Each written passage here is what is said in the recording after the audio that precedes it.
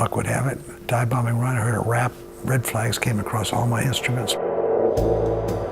Smoke started coming in the air conditioning vents, and both of the little deals for the hydraulic systems went to zero. I said, oh crap, here it comes. I'm going almost 500 miles an hour. I couldn't control it. It just wrapped up and started turning, and I had to get out of it.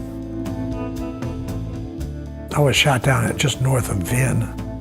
It's halfway from the demilitarized zone, which is South Vietnam, and Hanoi, the capital. I wanted to fly fighters because when I was a little kid, the MiG aces were the big guys. It was luck of the draw that I got my dead last choice. I had A4s on the West Coast. It was an easy airplane to fly, the A4. The plane was so tiny that if you lost your hydraulics, as long as you had electric trim, you could still fly it. You just get it all trimmed up and slow it down, then disconnect the hydraulics and had to fly usually with two hands. It was like driving a Mack truck with no power steering, but you could do it.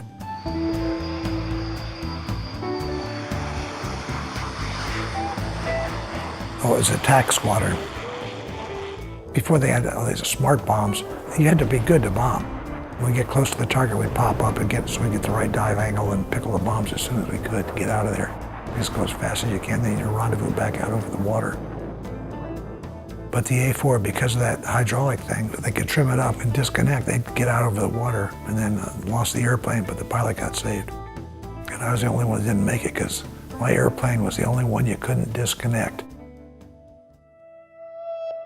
The airplane actually crashed into water and the sea breeze blew me back over the shore.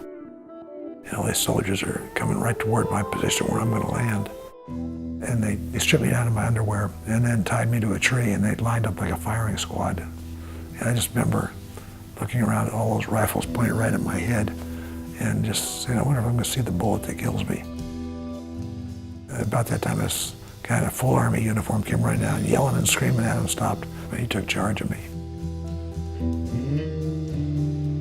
We got paraded in front of village after village after village after village. The women especially were vicious, and they were hitting us with clubs and sticks, throwing rocks at us. I got shot down on the 17th of June, arrived in Hanoi on the 29th of June, which was the first day we bombed Hanoi. And not an auspicious time to arrive. Got in there as this big, foul-smelling prison. I mean, it smelled like urine and feces and just a filthy little cell. It had concrete bunks with leg irons at the bottom.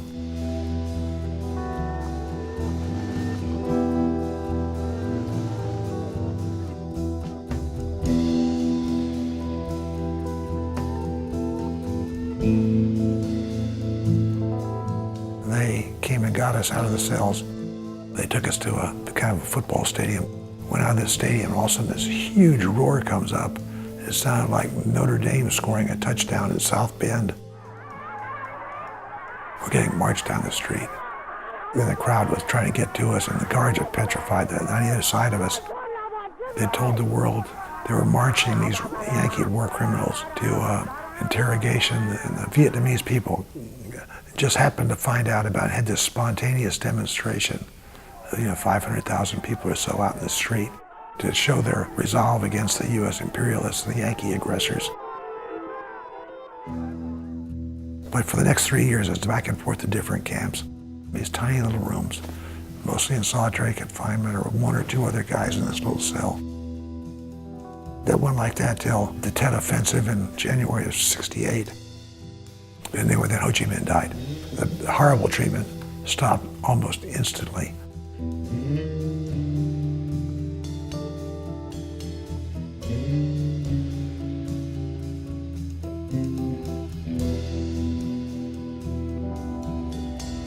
As you sit here today, in this heated room, in your nice clothes, with your well-fed and well-cared-for body, can you really comprehend what our men are going through, sitting in a prison camp for 6 and 7 years?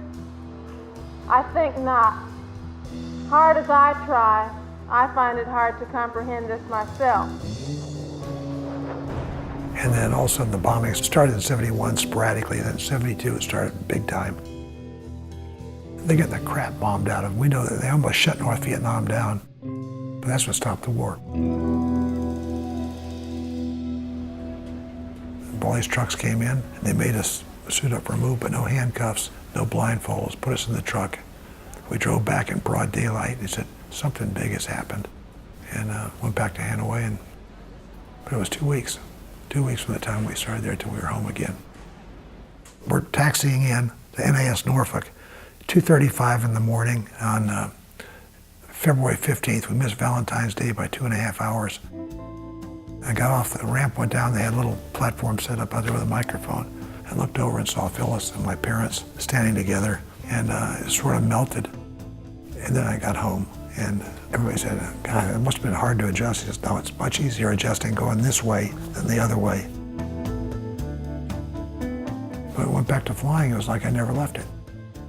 If I go down to Oceania, they got the same airplane. I had one dual flight, and the rest of my refresher training was solo. It's like I never left it. It really bothered me. Other veterans got spat on when they came home from Vietnam. So I got involved with a lot of veterans things. But the Worm Wheel was just a handful of people in a little auditorium they had inside. I was down here a lot. And I sort of became the duty patriot. They said, we want to name the new education center after you too. And I still can't believe it when I come over and see this. And it's turned into a venue for everything patriotic in Richmond. One of the things that kept me going, and one of the reasons I think that we did so well, was aviation.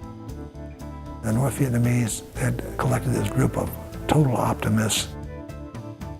That's probably the reason we did so well in Hanoi.